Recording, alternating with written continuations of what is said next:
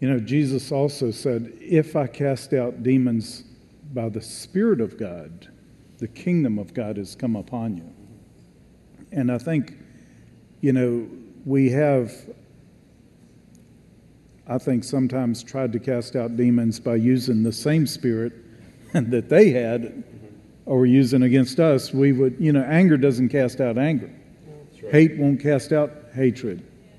We have to maintain the right spirit. And if you walk in the right spirit, you're still going to be judged as being in the wrong spirit, of being extremist, whatever. We can't help that. It doesn't mean people are going to understand us and judge us rightly, but we do have a responsibility to stay in the right spirit. We're not warring against flesh and blood. But there is a war. There's a war, and we're in a war. And we're soldiers in a war. We're all called to be soldiers in a war. And in a war, you can't just whenever you want to say, time out, I'm tired, and I'm going to take a break now. I mean, there is a constant war and battle. And the Lord allowed it. Okay, we know He is allowing man, because He gave the earth to the hands of sons of men. He is allowing us to dictate much or most of what goes on here.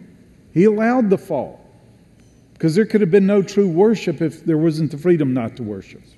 Could have been no true obedience without the freedom to disobey. Had that tree of knowledge not been there, there could have been no obedience. But it's an opportunity to obey. And we need to seize these opportunities.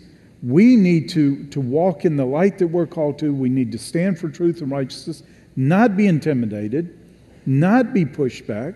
We should never retreat before the enemies of the cross, never give way, but we must maintain a right spirit.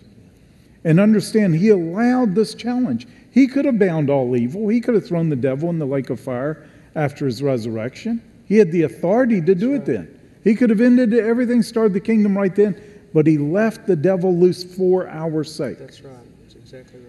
He left it because it's training for reigning. There's a whole lot more to it, but we really need to reign in this life. Amen. His name is not I was, and it's not I will be. It is I am. And we've got to know Him, follow Him, obey Him in the present. How's this manifested?